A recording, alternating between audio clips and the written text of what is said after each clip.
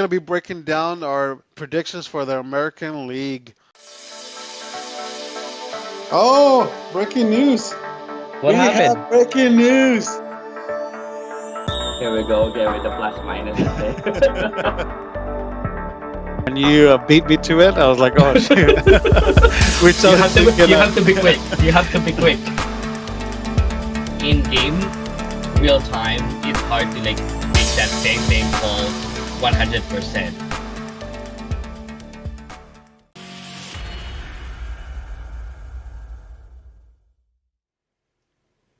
Hello, everyone. Welcome back to another episode of Saturday Sliders. I'm Almar, and look who's back. I have Armando next to me, and let's talk baseball. yes, feeling much better. Um, Thank you for your support. Let's go around the bases with this week's ladies news. around the bases. Omar, let's start with the latest edition of the Major League Baseball World Tour, the 2025 Tokyo Series. This will feature um, five Japanese players, five Japanese-born players, and it's a loaded star power event. This is the kickoff of the 2025 series season series. So, what's your opinion on this latest world tour? Tokyo Series Game 1 is on March 18 at 6:10 a.m. Eastern Time. That's early. And then Game 2 is on March 19, also at 6:10 a.m. Eastern Time. Eastern Time. This will count towards regular season, like you say, said Armando. So this is the unofficial opening day for Major League Baseball. Last season, we saw Padres and Dodgers play in Seoul, South Korea. Now we will see Cubs and Dodgers in Tokyo, Japan. This is how you market your league, Armando. In That's right. game one, yeah, in game one, we will see Japanese pitchers go head to head. Shota Imanaga for the Cubs against Yoshinobu Yamamoto for the Dodgers. And we have a lot of Japanese players on both teams, like you said, including superstars Shohei Otani. So this will be a banger of a game for the league, Armando. I think so. I'm excited for the series. Last year, it was kind of like with the Seoul series. It was kind of like okay, like it's 3 weeks ahead of schedule, right? But it was exciting, right? Like Dodgers and Padres split, and now with this one, this has there's a lot of noise surrounding this, right? So it's already started right now. Both the Cubs and the Dodgers are playing exhibitions with the Japanese teams, and today we had the first game the Dodgers played, and Shohei had a hero's home walk-on. It was something else to see, and his second at bat he homers, and you can see like the crowd just loving it. So you can tell if it means something to Shohei and the other Japanese players. So this is great. Last year we saw in the MLB World Tour we saw Seoul Series, the Mexico City, London, and Santo Domingo. Um, game. So far this year, they're going back to Nuevo León, Mexico. Um, so this is great, but this it has a pretty good matchup in the first game, like you mentioned. They have let me find the starting rotation. In the first game, you have Yamamoto versus Imanaha. Imanaha was great last year. Imanaga. His Yes, in his rookie year, he was really great. So that's the first game one in on Tuesday, and then the second game will be Roki. Obviously, the Japanese fans are familiar with him, but for the North American audience, they get to see him now closely, right, when it counts, and he's gonna go against Justin Steele. So it's exciting. Hopefully they put on a good show so far. It has a the 1999 versus the Mets and Cubs series where Mike Piazza and Sammy Sosa put on a show. This has like that potential to dethrone that series. So that's great. Let's move on with our second topic. Um, we heard some last weekend that we had some sad news that Jared Cole will be going. He has some soreness on his elbow, and they announced on Monday that he's going to be have season-ending Tommy John's surgery. What is this is actually was shocking to me. I did not expect this. But what's your thoughts on this latest news from Jericho? Garrett Cole's injury is a massive blow for the Yankees. Even though they added Max Fried in the offseason, Cole is their ace of the rotation. When Cole was sidelined to start last season, the Yankees were able to weather the storm, but Cole will be gone for the entire year this time. I'm sure the Yankees will pivot on the trade market if not before opening day. It'll be during the season, but hopefully Garrett Cole comes back next year stronger. Yeah, I think there's two different things. There's like the Cole situation and the Yanks. I think the Yankees are going to be fine, right? But this is a big blow because Cole is one of the best pitchers in the game. He's one of the faces. He's the face of the Yankees along with Judge and so this is just sad for him because we talked about it last season and we talked about we want to see the stars players. We want to see um, the starting pitchers. We want to see them, right? Right. So this is just a big blow for fans, Yankees fans to go through, right? So, but I think the Yankees are going to be fine. They have a lot of power when Matt's fried. You said Luis Gil, who had a great season, rookie season last season. So I think from a team perspective, they're going to be fine. They're still going to be making the playoffs. They're still the favorite. But I do, I do think that this opens up from the American League perspective. Now it opens up a little bit more, right, in my opinion, right. But from the Correct. Jared Cole's perspective, this is sad. But players, he is 34, so we'll see how he reacts. But at this point, he is getting a second opinion. But this time, like he will miss the season and potential half of 2026 season. So speedy recovery. And in other news, the Tampa Bay Rays will not be pursuing their new ballpark in St. Petersburg, Florida. I don't want to get too much into it, just because of billionaires versus municipalities. I really I don't want to get political. This is not a political podcast here, uh, but I would say that I'm not. I don't really like when I hear this has the potential where it turns ugly versus a municipality and an owner of a team.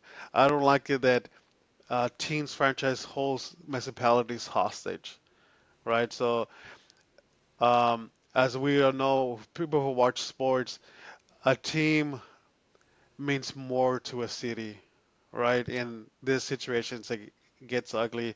Um, but anyways, the municipality gave the owner of the Rays a deadline to meet, and he did not meet the deadline, and then he pulled out of the new ballpark plans. And what's this is your division? What's your thought, Hallmark? Well, yeah, we don't want to like dig deeper on this one, Yeah, like I said, Eduardo, but it smells like another Oakland A's yeah, here. The Rays are content. The Rays are content on the renovation of the Tropicana because of this. There are rumblings of selling the team, maybe another expansion team. So, this is sad for baseball if this is where they're going, where they're heading. But we don't want to get right into it. Hopefully, they can figure things out here, right? yeah. From a baseball perspective, the Rays will be playing at the Yankees spring training facility. which is 611,000. Um, which it should be around the same attendance that they get normally at the race games. So That's it should true. be. That's So let's just put that in perspective. But this is I think this is kind of like for baseball. This is the second team that major league teams are playing on AAA ballparks. So the A's are playing in Sacramento, the Giants AAA facility. So now this is the second team. So is it is it starting to become more common now? Like, are we starting to see a trend here, right? Like, because first of all, this the Tropicana field is destroyed right now. It's unplayable because of the hurricane that happened last in November, 2024. It's unplayable. There's a lot of renovations. Uh, they have to spend a lot of money to get this ready for 2026, and I don't think the owner is willing to invest that kind of money, right? But now this opens up a lot of questions. Does he move the team now? There's like, right? Like, is does he hold the municipality hostage here? Like, this is just. I think there's been a lot of rumors that he's been trying to move this team for a while, right? So I think they were talking about like a couple of years ago, the playing in Montreal half of the season, right? So I've been hearing Nashville, man. I've been so hearing Nashville. yeah, so it's interesting. We'll see. Once again, we don't want to dive too deep into this situation, but new things to stay on top of, right? And of course, we'll give everybody updates. And in other news, more light-hearted, uh, Red Sox third baseman DeVers, he's willing to play DH all season, and he said he's now willing to do whatever it takes to make this team win. What do you think? Did he finally broke him, or what happened here? What's your opinion? Armando, we took some heat on this one when we mentioned this on our previous episode. Red Sox fans were ferocious. We understood that it was only spring, but if players are vocal about not moving positions, then there could be trouble, right? We also mentioned that Cora can fix this, and he might have fixed it, but these are pro players, Armando, and Mhm. Diverse saying he is willing to move to full time DH is great news for Red Sox. I just like his comment that was like he's willing, like it's not like for certain yet, but he's open to it all season. Like I like that it says all season. Like it's like if I move there, I'm not moving anywhere else. I'm just doing DH, right? So it's pretty Throw interesting because there throw was some talk about him tantrums, going to right? first base, right? So I think him saying is like if I'm gonna put him in the corner, I'm just gonna do DH, right? And of course, it's kind of like the Moneyball scene is like first base is not that easy. It's not. It's easy to learn, right? uh, anyways, yeah. I think it feels kind of like they put him in a corner and they kind of give him this is the only option. So I think it sucks because I think we talked about it last in our previous podcast. Devers, he played really great last season. He was a breakout candidate. He was a breakout player for the Sox, and he he didn't do anything. He didn't do anything to lose the job. They just the team wants the lineup to look differently, right? So, Yeah. but at least they can move on with the season. So, if they're all happy, great, right? So hopefully it works out for them, right? So perfect. Well, that is it for Around the Bases. Uh, Thank you for watching this podcast, this channel. Please subscribe, like, and follow. It will help our channel grow. All right, let's get into our picks. We're gonna be breaking down our predictions for the American League. AL picks. We did this last season. It was a lot of fun. So we're gonna do it again Here's our prediction. Um, Now, everybody has a. I was completely wrong in my in my Cy Young award, right? But everybody has all the professionals, all the greats have uh, they have embarrassing takes live, right? So with my predictions, I'm going with the Yankees for to win the East. Like I mentioned earlier, they're gonna be fine. They have star power. They have star power. They're predicted to have a deep playoff run, but when you have Strawman, Rodon, Luis Guels, Matt's Fried, like that's that's a good rotation in any other club, right? So let they still have they will have Carlos, Sutton some point around May. Judge is an American League MVP, right? He's gonna still be there. Uh, they have a lot of power. They're gonna be fine. Yes. So the American League. For the Central, I'm going with the Royals. This is Bobby Witt Jr.'s team. He's showing flashes that he's a generation talent. He's gonna go as far as um, the Royals are gonna go as far as he goes, and he's shown he has shown potential that he is that type of player to carry a team, and he is surrounded by veteran teams players on his team. Um, and also, let's not forget that Seth Lugos is in that leading that pitching rotation.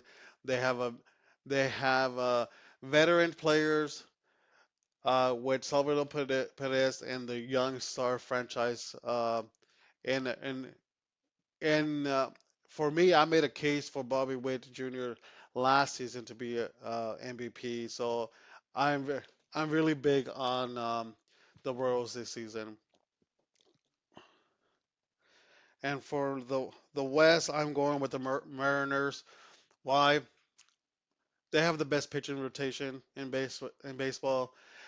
You win, you win with um, you win in the playoffs. You win the World Series with the pitching rotation. So I think that's if you can, they just can if they can put some runs here and there, um, they're going to be dangerous, right? So and also let's not forget that let's not forget their star outfielder Julio Rodriguez, right? Like Bobby Witt Jr., they depend on him a lot, and those are players that are willing to carry the franchise to be the face, and they're once again they're generational talent. So I'm really big.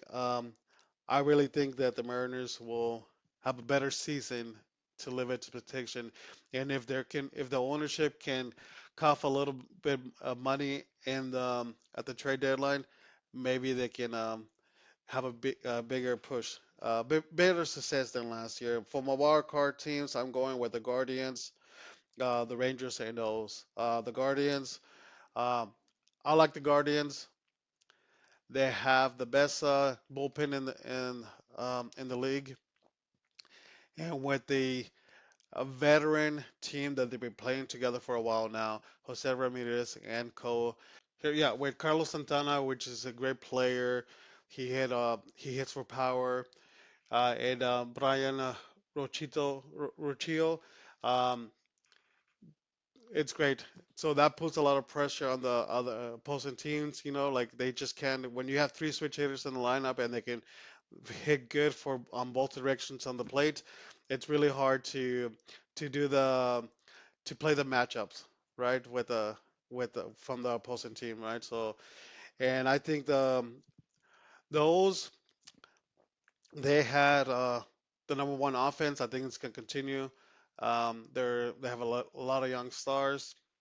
So I'm excited to see them again. And the Rangers, I think the Rangers are going to have. Let's not forget about the Rangers. They won the World Series just 2 years ago.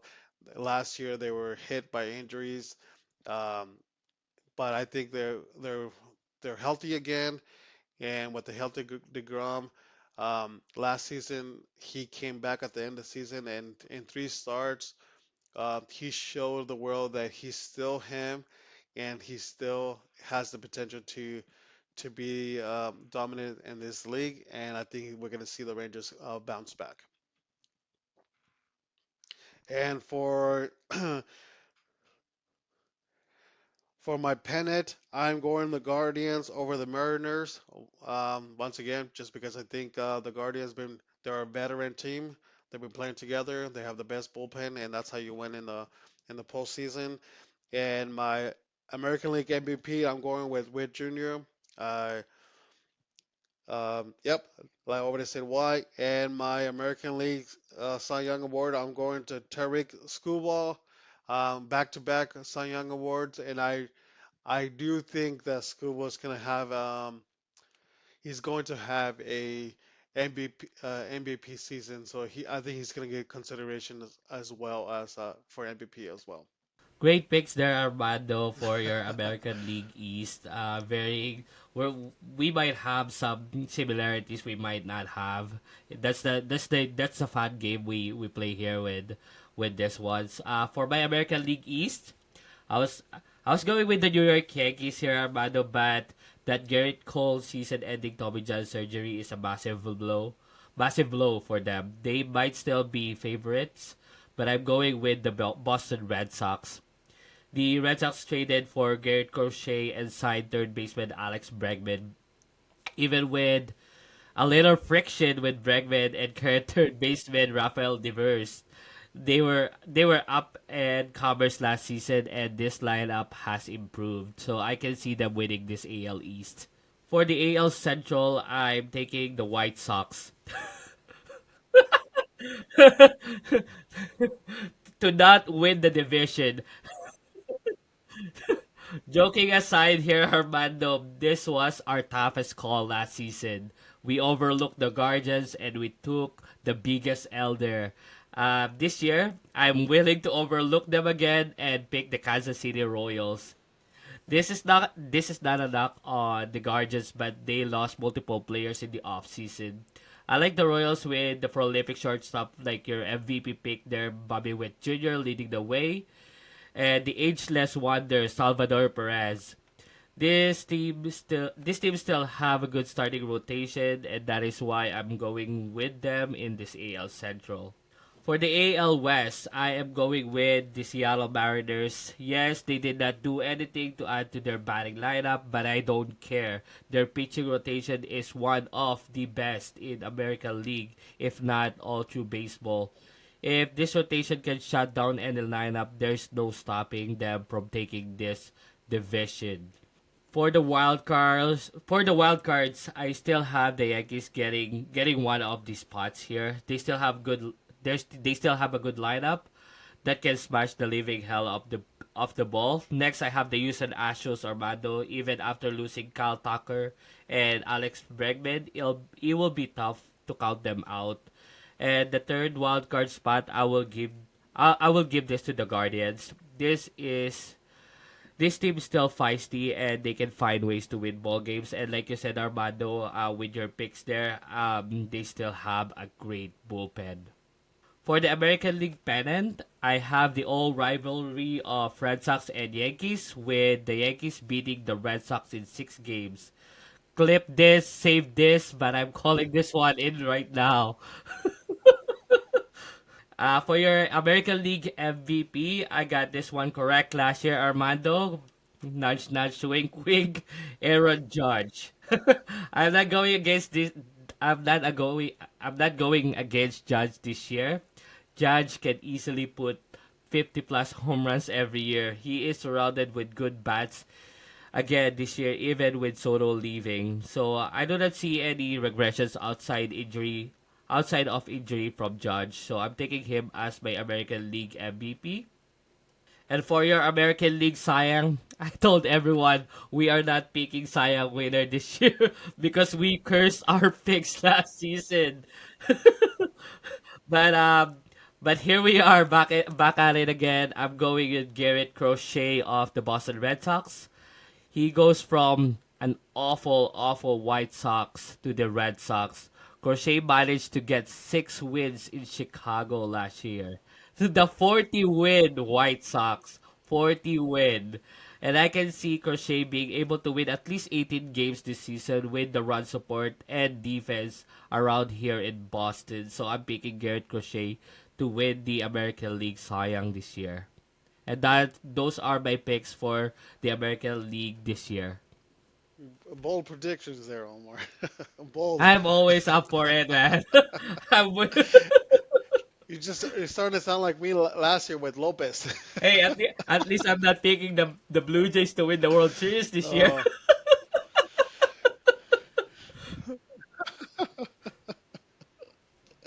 uh, um, I think the only one that is that stands out on your list is actually the Houston making the playoffs. That's not a bad pick. It's a wonderful pick. I just I think they're just in a tough division, right? Like American League, American West is just a tough with the Rangers and the Mariners, and with limited amount of spots. Um, so we'll see what happens there, but it's kind of seems like the Houston is doing a retooling on the fly. They still have some. They have lost players, but they still have a core there that they can retool Yeah, and that's my still boldest be pick right competitive. there. And like I said, they're retooling, and now we see shortstop, those second baseman Altuve playing left field, right? Yeah, and for no reason. It's not like they have a top prospect at second. They're just moving him to outfield, and he has never played. Yeah, And what's wild is that um, he's a multiple time Gold Glove, but he has the fewest er- errors since he's been a pro. So there's no reason like why are they moving out him? Like is his knees going away? But it's not even the outfield can do it. They play it indoors, right? It's a turf, so it's hard on the player's knees. yeah, So it's interesting, but Jose Altuve has said like I'll do whatever it needs to be done to make the team win. But they lost players in the outfield, so he's wanting to move out there. I think that's the main reason is that they lost players and they didn't replace them. Perfect. Well, that is it for our American League predictions. Next week we'll be covering the National League predictions here. Let's get into our Giants and Blue Jays update. Giants, Blue Jays. Omar, it's been a pretty quiet spring training for the Giants. No drama, no controversy. It kind of seems like they have taken Buster Posey's mentality. Buster Posey, he's never in the media. He always said the same thing, right? Uh, he was never out there in the public, right? So they have kind of taken this quiet confidence media but for the second week in a row, for some reason, it has caught attention from the players that we didn't get. A couple of weeks ago, I touched on Burns' drama with following the Giants and not pursuing. But this week, it made attention because Blake Snell, Dodger Blake Snell, made comments towards the Giants, and he said that he was surprised the Giants did not make an offer. Let me find his quote that I to just follow to have an accurate quote here. Quote says the Giants didn't even talk to me. It was surprising. I really liked it there. I was happy there, but they never even said anything to me. What do you think about this? Is this sour? grapes here? Is this bitterness that is this a prima donna that one team did not obviously every other team um, made you an offer or wanted to talk to you and charm you, but the Giants didn't, and you're sad that the Giants did not pursue you.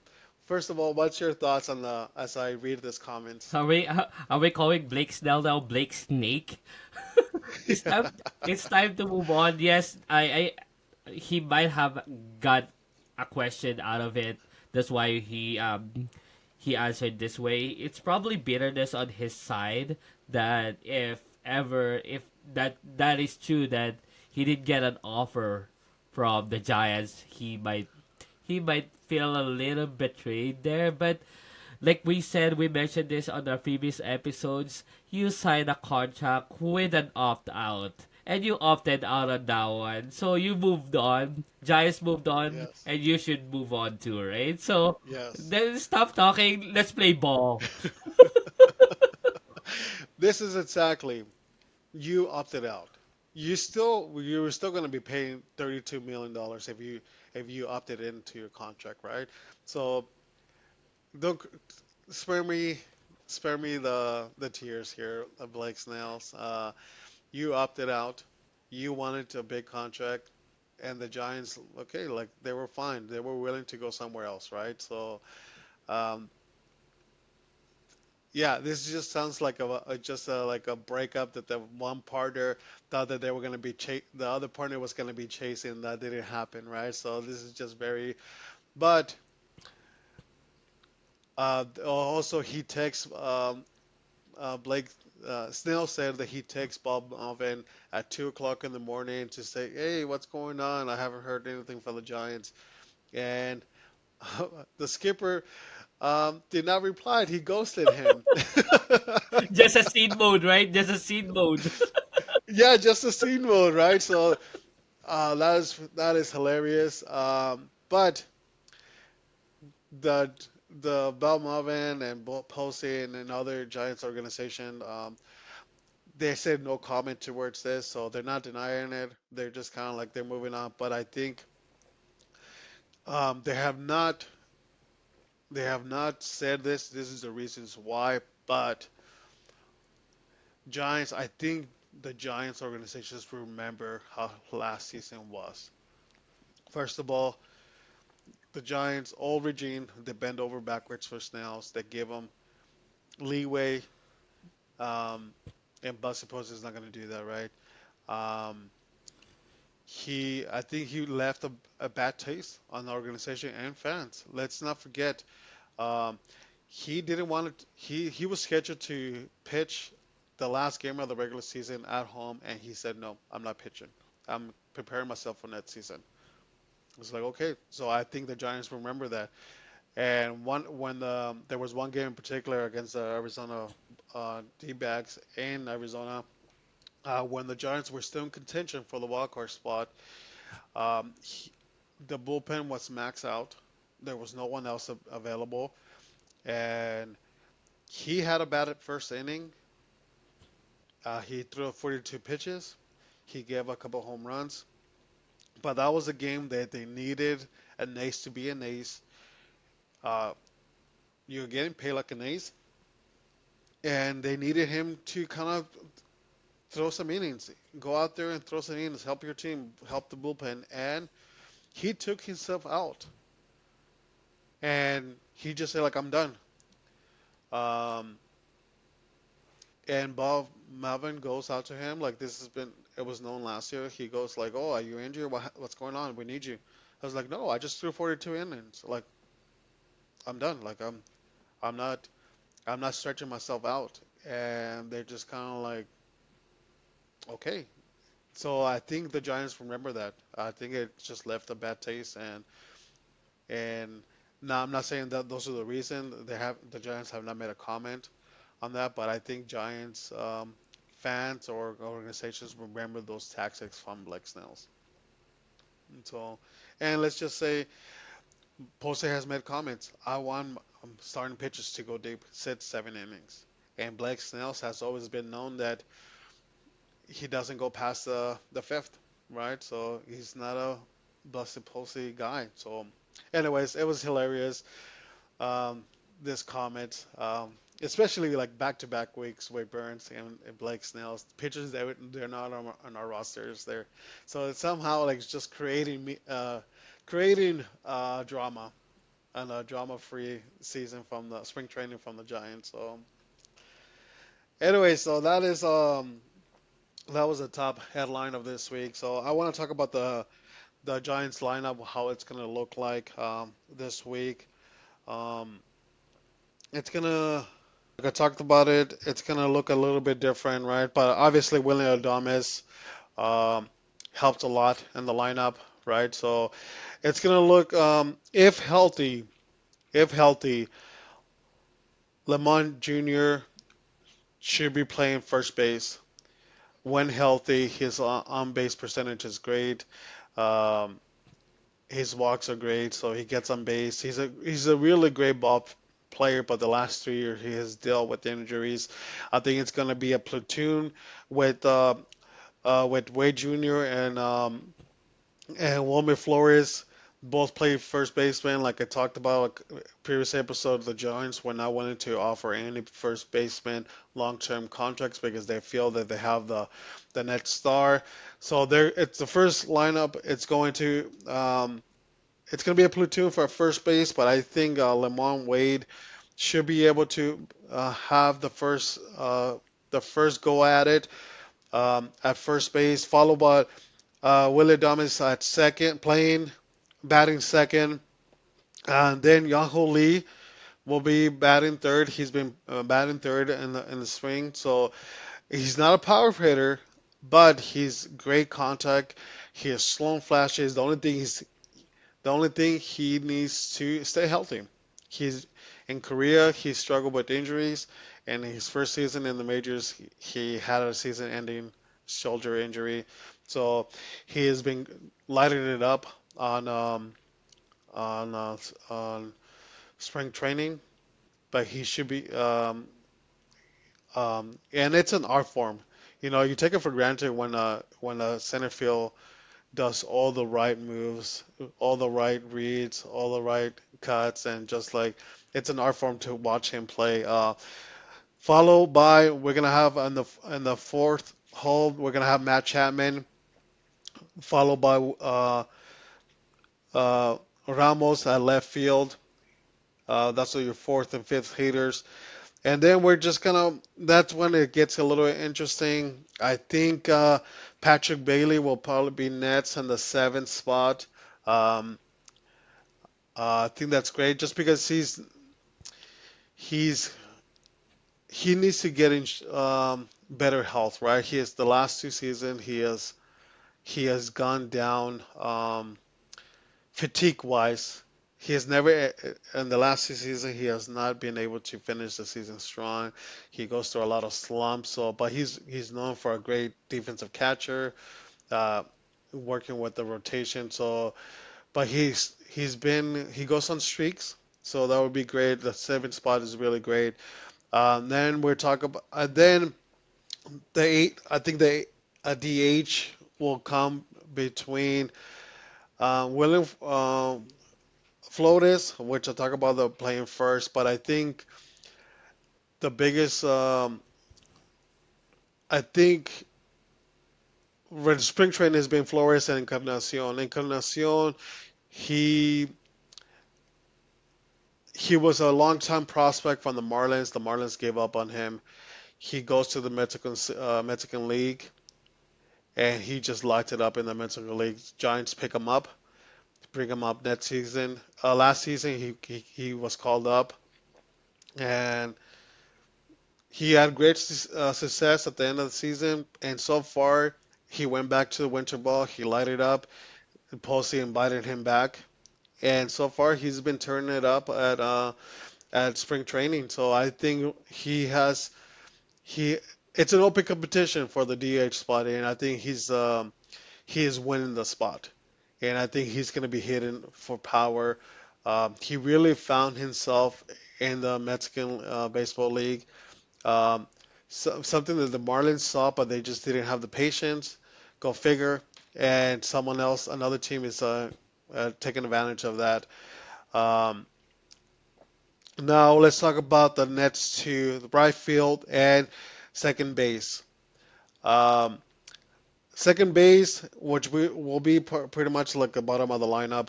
I talked about Tyler Fitzgerald, how he was given the second base competition. I mean, second base, he's going to be the starter. But in recent weeks, Casey Smith has made a case that like he should probably be in consideration as well. Like they have Belbami said, like we're in competition here. Like not no one is given anything here. They need to earn it. And while while Fitzgerald is a better defensive player, but Casey Smith, he is actually lighting it up. So I think it's going to be very interesting how they go. Do they go with defense? This team is built around defense, so they just continue as their plans, or they go like, hey, maybe Smith can provide more of an offense, right? So we'll see what they do, but I don't think either he needs to beat Fitzgerald because Fitzgerald can be he's a utility player. He can play infield, any position in the infield or outfield. So we'll see. Casey Smith, he he was drafted as a third baseman. He plays some short and he's played some second. I don't think he has a lot of options. So I don't think he will make the roster just to be an offensive guy because he needs to be playing full time. So either he's gonna go to AAA and play every day because he needs to get better with his glove. But those are open competition. And the last one is right field. Mike Jaskansky, a player that he has never lived up to the potential that Giants expected of him, but he gets a bad rap because he gets hurt a lot. He has shown flashes of hitting 20 plus home runs, but he just doesn't get there. He's always injured. But when healthy, he plays the defense right field at Oracle Park like no other. It's actually we take it for granted how good he plays that defense. And he has a like Oracle Park is really it's huge, right? Especially with the brick wall and those corners and center field. Those are triple alleys, so he knows how to read that. So um, I think he another competition because he's fighting for White Matos. Matos is another prospect from the Giants for a long time. They invested a lot of time on him. Um, so I think those two are going to probably be platooning with each other, depending on the matchups. But right now, Matos, once again, they're going to go for defense with the original plan, or maybe they go like, we need some power here. Maybe Matos will light up. Maybe they'll sacrifice on defense to have more power in the lineup. Because right now, Matos, they're hoping that he will be like Ramos last year, that all of a sudden they put it all together. They had no other options, right? Uh, Ramos last year he was in his fifth year. He ran out of options, so this is his last opportunity. He was able to put it all together. He was an all-star. Um, he so the Giants are hoping that Matos will be the same guy. Um, Matos worked very hard in the offseason. He went to the Dominican. He played winter ball. He worked hard. He was their MVP of the winter ball. He hit he hit for power, he hit home runs. He played full time, and that's what the Giants wanted him to do. Like work on your game, work on your craft, and he did that. And now he's continuing over the spring training. He's gonna make. I don't think the Giants are gonna send him to AAA. He will be on the big roster this year. Um, but like I said, it's going to be a platoon system with Mike and Ramos splitting time at right field.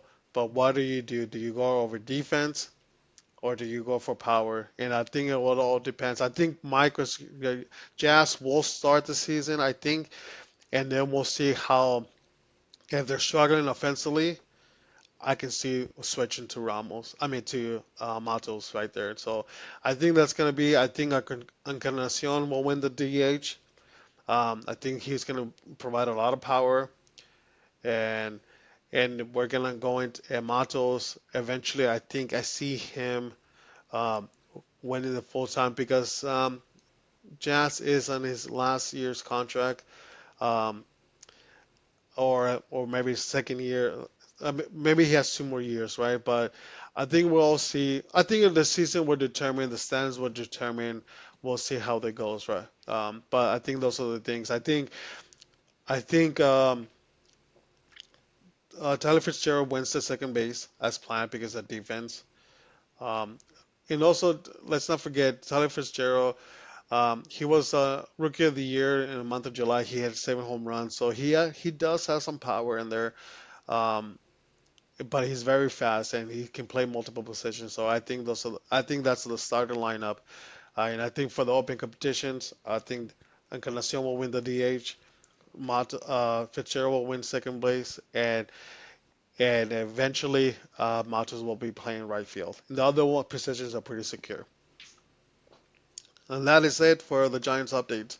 Wow, thank you so much, Armando. We missed that last week because you were sick. Yeah, So thank you for bringing that up this episode. Your batting lineup for your projected batting lineup for your yeah, Giants this season.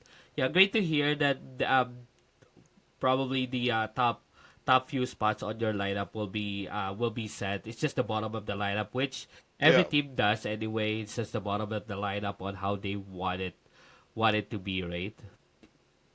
yeah. And obviously, no, they're like no other team. It depends on health, right? So last season, Giants they had the injury bug, so there's no way around that, right? So, but there were some highlights, and hopefully, the Giants can stay healthy. So, Yep, and hopefully it works out for the Giants this yeah, season. Yeah, yeah, lots of expectation because of the Adames signing, right? So hopefully exactly, what yeah. works out. This is your Blue Jays update this week, Armando. Multiple MLB reports came out this week that the Blue Jays' final offer to Vladimir Guerrero Jr. was at $500 million.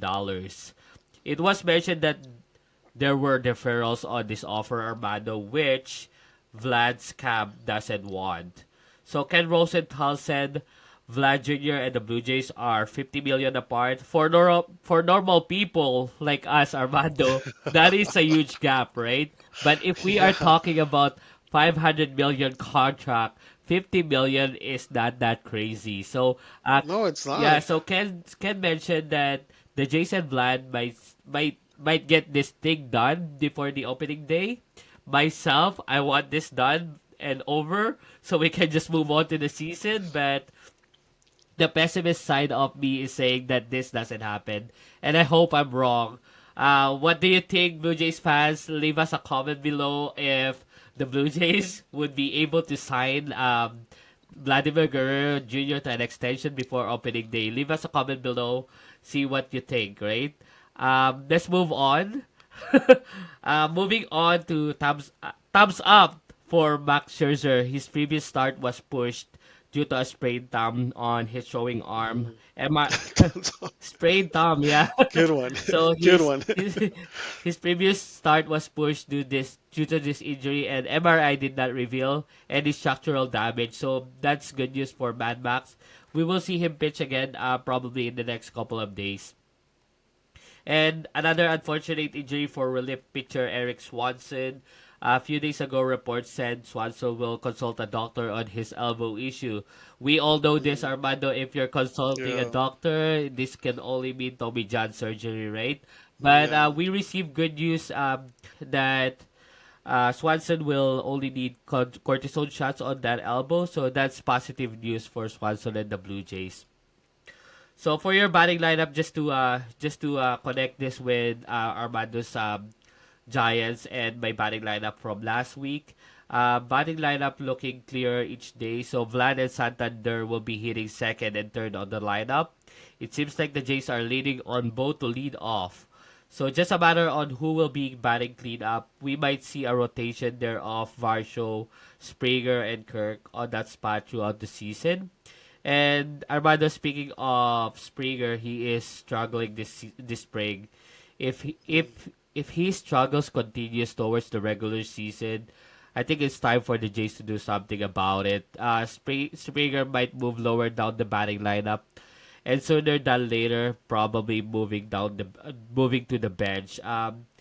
He's getting up there in age, and he's been steady declining for the past couple of seasons. So it's sad for it's sad when we see players struggle because of age. We've seen this with Albert Yeah. Pujols, just to name a few, right? So it's really sad to see players of Father this. Time is undefeated. What's that? Father Time is That is undefeated. true. Yeah, it's sad to see players like Springer and them struggling because of age. So hopefully he can find his rhythm, and hopefully he can still manage to help the Jays this season. But it's not looking good throughout the spring for Springer. And that is it for my Blue Jays lineup for this week. Perfect. Well, thanks for sharing that. I think Springer, I don't give too much attention to like spring training like woes because some players can just flip the switch and well, as soon as the regular season hits, everything's back to normal, right? So hopefully that's one of the cases for Springer. Hopefully, right? Yeah. So and hopefully it's not things um, to follow, right? Hopefully he's one of those players that is, like I said, they just regular season happens and they go back to as follow, right? So that's back to normal. I mean, so yeah, it's like I think fans we're getting to that point.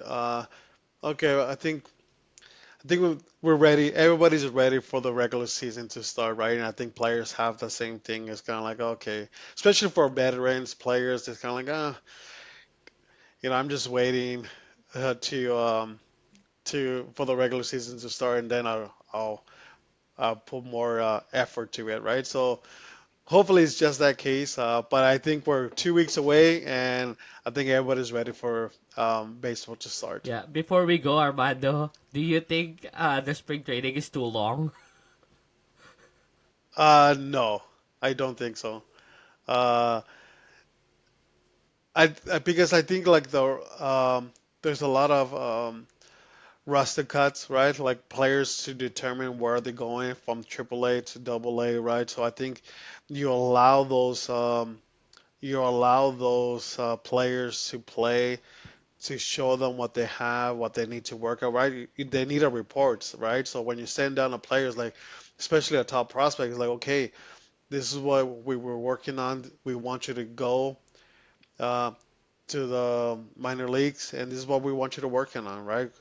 Control the strike zone, be more patient, right? Or for pitchers, control the strike zone, right? So I think like it's kind of like a reports like, and they need to know where they're going. So I think for the minor leaguers, for the veterans who they know they're making the roster, um, some it all depends, right? Because some players come into shape, and other times some players use spring training to get in Yeah. shape. So, all right. So I don't think it's too long. Because let's not forget, in some places, in April it's still I snowing, know. right? It's Yeah. cold. So, like Detroit Cubs, like it's still like it's not really summer yet or spring yet, right? So you can't do it too early, Hmm. right? And you can't push spring training too late because then you start hitting uh, in November playing baseball or late November, and once again weather comes into play, right? Yeah. So no, I think it's just right. So Sounds good. so all right, well that is another episode for Saturday Sliders. Um, until next time. We'll see you next week.